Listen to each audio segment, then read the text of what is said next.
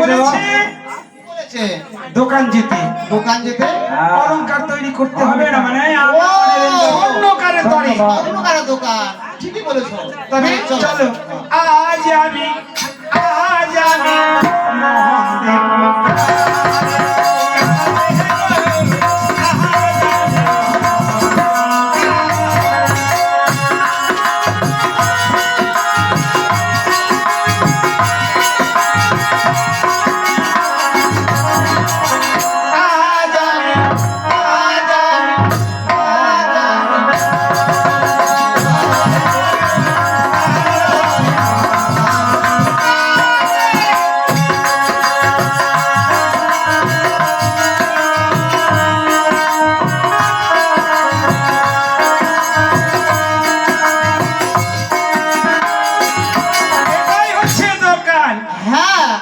দরজা লাগা যে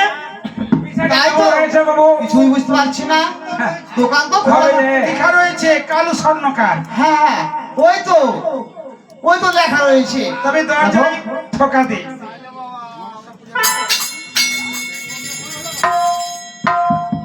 ও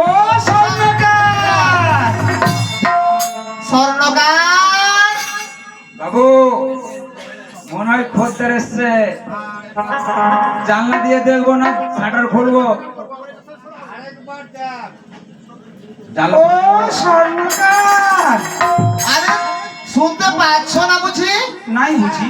চলো অন্যদিকে চলে যাই, আমরা অন্যদিকে চলে যাই। এই দোকানের কথা বলেছি তো? এই দোকানের কথা বলেছে, বলেছিল। যখন এই দোকানের কথা বলেছে তাহলে এখানে দেখা যাবে। আরে ও স্বর্ণকার, যাচ্ছি। শাটারটা খুলে দে। আরে এমন শাটারটা খুলছো? কেন আমরা উপরে পড়ে যাচ্ছি? ওইটার না কে গো বাবু গো?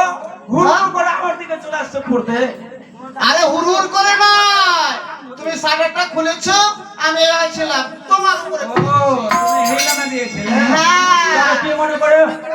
ওটা বাবু খদ্দের এসছে।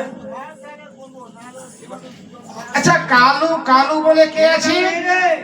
সব ভাদ্র মাসের পয়লা। তাই নাকি? হ্যাঁ। আরে ভাদ্র মাসের পয়লা না, কি ভদ্রগামের মহিলা। ভদ্র মহিলা? শোনো, চম্পকনগর থেকে এসেছি। আচ্ছা গতকাল কি সওদাগর এসেছিল? আমি বলতে পারবো না। কি বলে? চম্পলার সওদাগর এসেছিল? কই না তো। এই তুমি কি ভুলে না? আরে মিথ্যে কথা বলবে না।